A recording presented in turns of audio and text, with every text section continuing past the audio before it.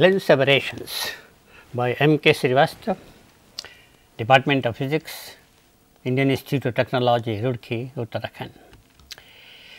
In the last lecture, we considered chromatic aberration and a spherical aberration. In this lecture, we shall take up the remaining monochromatic aberrations, and these are number 1 gamma, number 2 astigmatism, number 3 curvature of the field, and the fourth one distortion. Let us begin with gamma. The gamma or chromatic aberration is a primary aberration associated with an object point even a short distance away from the axis. You see, away from the axis is the main thing. Its origin lies in the fact that the principal planes can actually be treated as planes only in the paraxial region. They are in fact principal curved surfaces. Look at this figure showing the rays coming from the first principal focal point. The emergent rays naturally are parallel, but the point of intersection of the rays diverging from the first principal focal point and the emergent parallel rays, their point of intersection does not lie on a plane. It is really curved, particularly mainly actually for those rays which are not paraxial.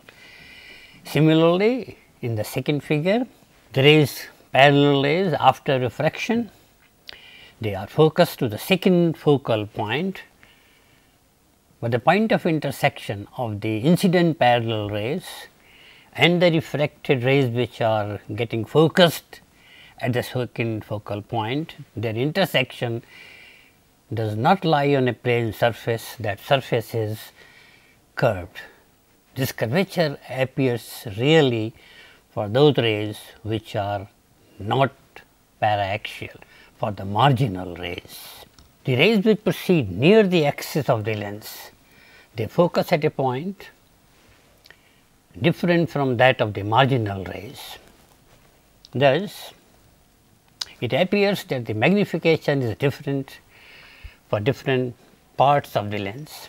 If you consider the image formation by different zones of a lens, the paraxial zone or the marginal zone, then the spherical aberration arises due to the fact that different zones have different powers, and gamma, it arises due to the fact that different zones have different magnifications. You see, this figure illustrates the effect of a gamma. The resultant image of a distant point object of the axis is shown in the side figure. The rays in the tangent plane are shown. You see, the chief ray which passes through the center of the lens goes undeviated, and you see the marginal rays, these are the ones which give rise to gamma, a broader circle near the axis and a vertex close to the point P. Let us consider in this figure several askew rays are shown from an extra axial point. You note that each circular cone of rays whose endpoints 1, 2, 3, 4, these are that circular zone of the lens from where the rays are coming. They are focused in a chromatic circle. You see, as the radius of this circular zone decreases, as we come towards the center of the lens, this cone on the image, the chromatic circle, its radius goes on becoming smaller and smaller, and its center moves towards the vertex of the cone. In the limit, when we consider the rays passing through the center of the lens, that gives rise to the vertex of the cone.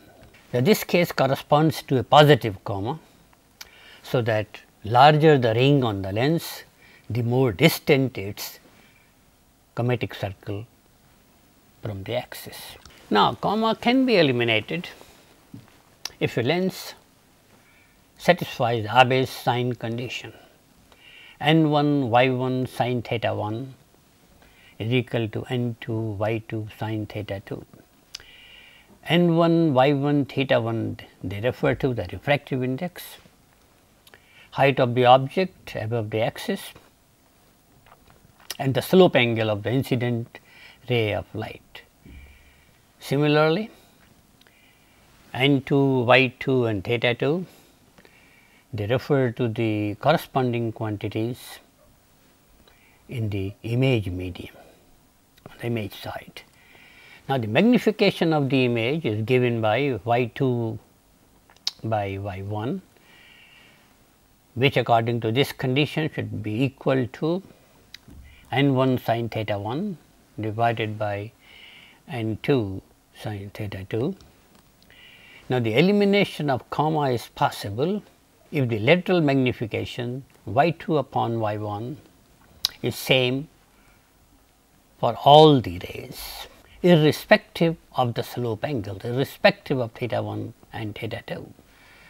Thus, comma can be eliminated if sin theta 1 divided by sin theta 2 is a constant. A lens that satisfies this condition is called an aplanatic lens.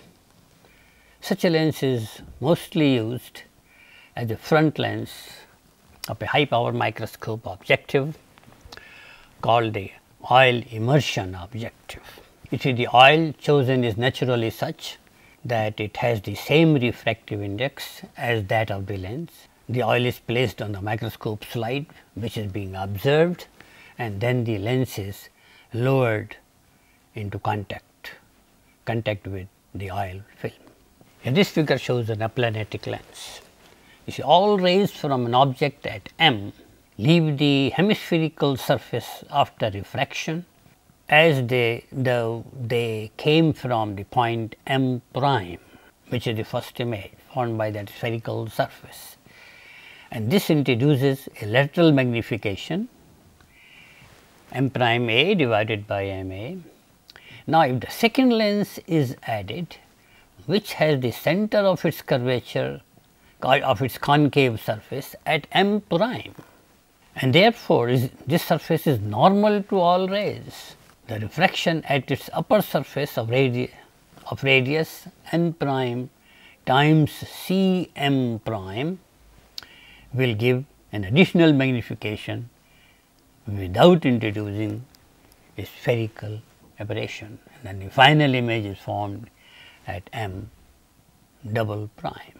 Now, this property of the upper lens, however, holds strictly only for rays from a single point M and not for points adjacent to it. That is a limitation with this arrangement. Now, like a spherical aberration, comma is dependent on the shape of the lens, but the interesting thing is the fact that it can be made exactly 0 for a single lens with a given object distance. This is important, with a given object distance. The particular shape it then has is almost convex planar, one side convex, other side almost plane, and this shape, if you remember, is also nearly the shape for minimum spherical aberration, as we have seen in the last lecture. You see, this figure shows a variation of a spherical aberration and also the variation of comma for different shape factors. If you remember, for a shape factor of about plus 0.5, the spherical aberration is minimum, and that is also the region where the comma passes through the 0 axis. So, that is a very interesting thing. At the same time, we can eliminate this comma and minimize a spherical aberration by a proper choice of the radii R1 and R2. Now, we come to astigmatism. Now, if the first two serial sums vanish, all rays from points on or very close to the axis of a lens will form point images, and there will be no spherical aberration or comma. Now, when an object point lies an appreciable distance from the optical axis, the incident cone of rays will strike the lens asymmetrically, giving rise to a third primary aberration known as astigmatism. The third serial sum S3 is not 0. In the case of an axial point, the cone of rays is symmetrical with respect to the spherical surface of a lens. There is no need to make a distinction between meridional and sagittal planes. The ray configurations in all planes containing the optical axis are identical there. In contrast, here the configuration of an oblique parallel ray will be different in the meridional and sagittal planes. As a result, the focal lengths in these planes will be different. In effect, here the meridional rays are tilted more with respect to the lens than are the sagittal rays, and they have therefore a shorter focal length. This astigmatic difference increases rapidly as the rays become more and more oblique, that is, as the object point moves farther off the axis, and is naturally 0 when the object is on the axis. Now, having two different focal lengths, the incident conical bundle of rays diverging from the object takes on a considerably altered form after refraction. The rays in the meridional plane converge at a different point as compared to those in the sagittal plane. Now, this figure shows rays diverging from the point P in the meridional plane constituted by rays P A and P B. They are focused at the point T, while the rays in the sagittal plane constituted by rays P C and P D, they are not focused at the point P, they are focused a little farther away at the point S. The rays P A and P B in the figure focus at the point T, and rays P C and P D focus at a point S, which is different from T as shown in the figure. Now, since at the point T the rays in the sagittal plane have not still focused, one in fact has a focal line which is normal to the meridional plane. This focal line T is called tangential focus, meridional focus, or the primary image. Now, beyond this point, the beam's cross section rapidly opens out until it is again almost a circle. At this location, the image is a circular blur, not very well focused naturally, and known as the circle of least confusion. Moving further, at S, the rays in the meridional plane have now defocused. One again obtains a focal line lying in the tangential plane, and this is called the sagittal focal line or the secondary image. It is in the meridional plane. The distance between S and T is a measure of astigmatism. This figure shows that variation at P1. This is what in the figure was the point T, the tangential image, where the rays in the meridional plane are focused. Then as we move away from it, away from the lens, the bundle of beam opens up a little more, becomes circular, then again begins to close in a perpendicular direction, closes further, and at the point P2 you get the image where the sagittal rays are in focus. One thing should be noted, the secondary line image will change in orientation with changes in the object position, but it will always point towards the optical axis. That is, it will be radial. That is the interesting thing. Similarly, the primary image where the meridional rays came in focus, this line image will vary in orientation, but it will remain normal to the secondary image. You see, this feature causes a very interesting effect when object is made up of radial and tangential elements. The primary and secondary images are in fact formed of the transverse and radial dashes. Let us look at this little carefully. You see, we are interested in forming the image of an object which has got a rim and radial spokes. Okay, after passing through the lens, if we consider here in the tangential focal plane T, this is where the meridional rays have come in focus. This is the transverse image. So, the rim is getting focused, the spokes, they are very blurred. But then as we move away to the sagittal focal plane, now in this case we are getting the radial spokes are focused and the tangential rim has gone out of focus.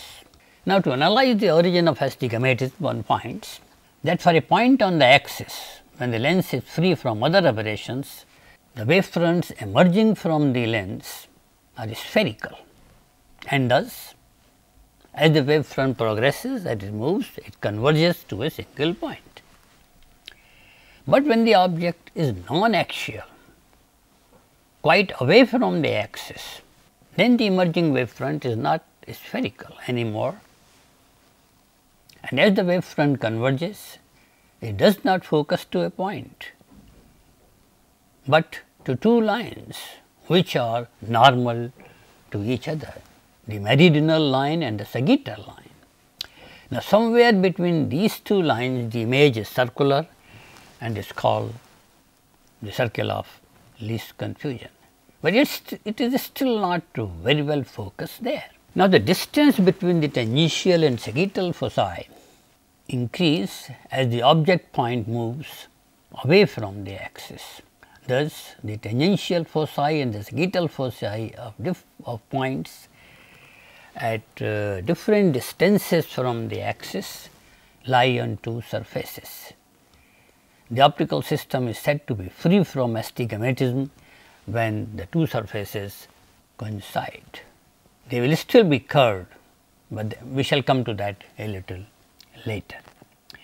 One thing we know, these two surfaces, they are coinciding at the optical axis of the system, but naturally that is the axial point.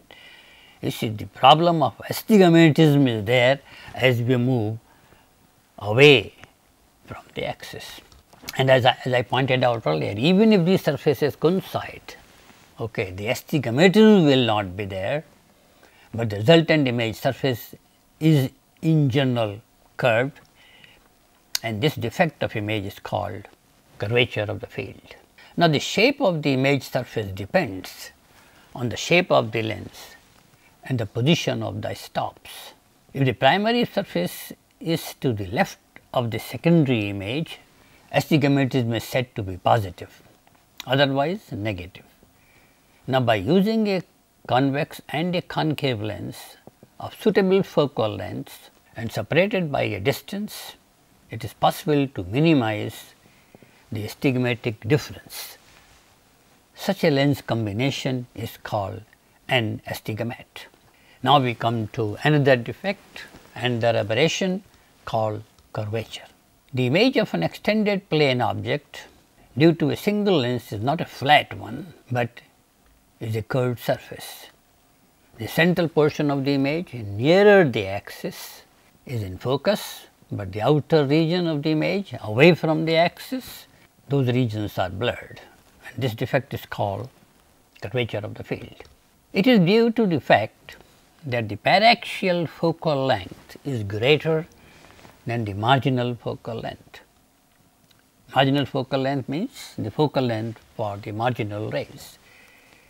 This aberration is present even if the aperture of the lens is reduced by a suitable stop, usually implied to reduce a spherical aberration, and astigmatism.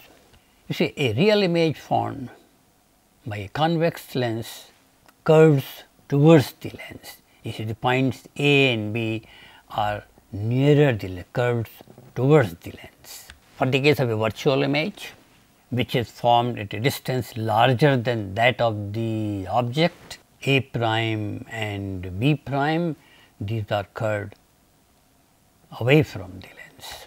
Now, this figure shows the curvature of the field in the case of a concave lens.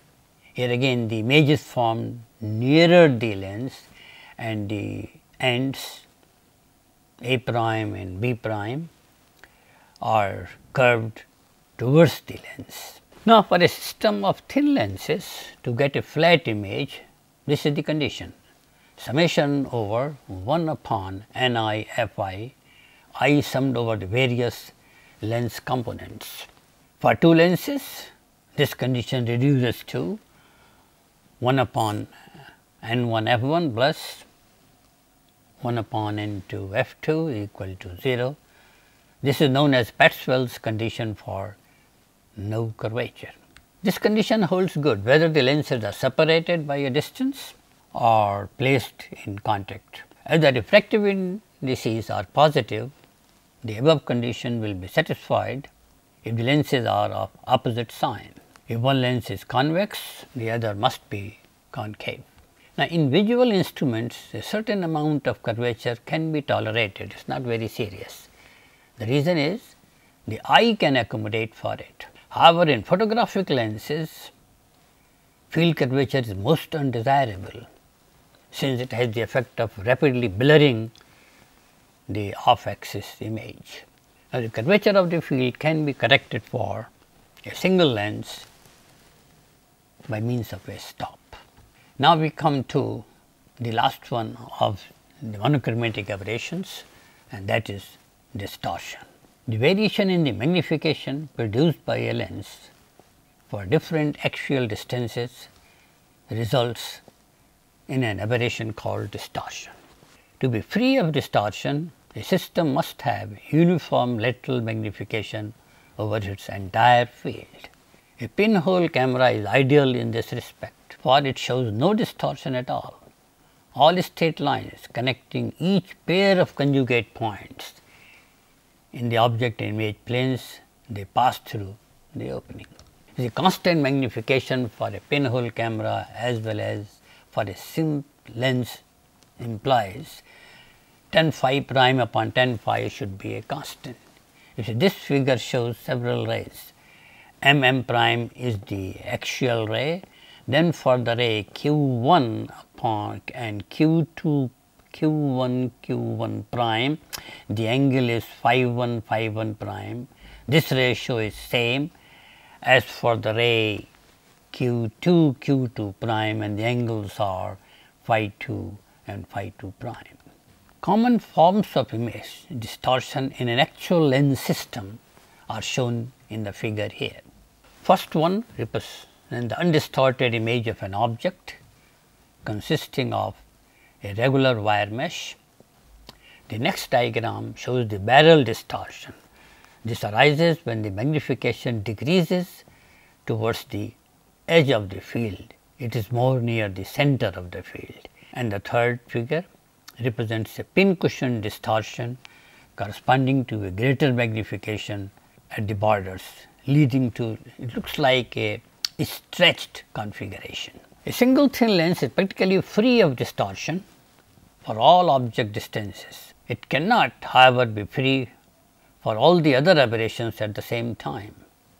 Now, if a stop is placed before the lens, that is in the object space, the distortion is barrel shaped, more magnification near the axis and less towards the edges.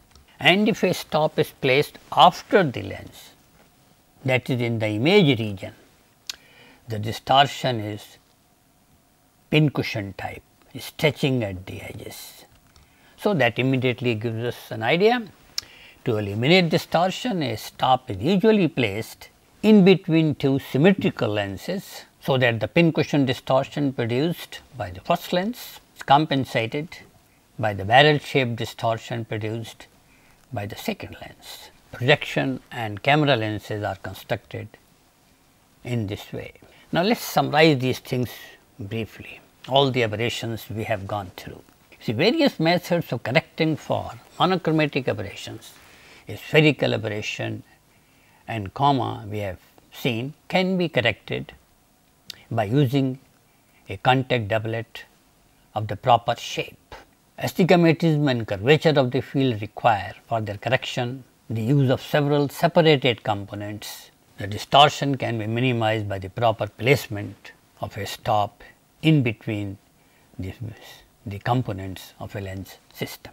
Now, let us see this problem in totality, and keeping in mind different types of optical instruments. The lens may be affected by as many as 7 primary aberrations, 5 monochromatic aberrations as we have seen, and 2 chromatic aberrations, longitudinal and lateral. Now, one might therefore wonder how it is possible to make a good lens at all, when rarely can a single aberration be eliminated completely, much less all of them at the same time simultaneously. You see, the good usable lenses are nevertheless made by the proper balancing of the various aberrations. You see, the design is guided by the purpose for which the lens is to be made. You see, that is the main thing, where the lens is to be used, that guides which aberrations are to be eliminated or minimized or properly to be taken care of. In a telescope objective, for example, correction for chromatic aberration, spherical aberration and coma are of primary importance. On the other hand, astigmatism, curvature of the field and distortion are not as serious, because the field over which the objective is to be used is relatively small. For a good camera lens of wide aperture, wide angle, the field situation is almost exactly reverse. Okay, so I think with this we have come to the end of this lecture series. Hope you have liked it. Thank you.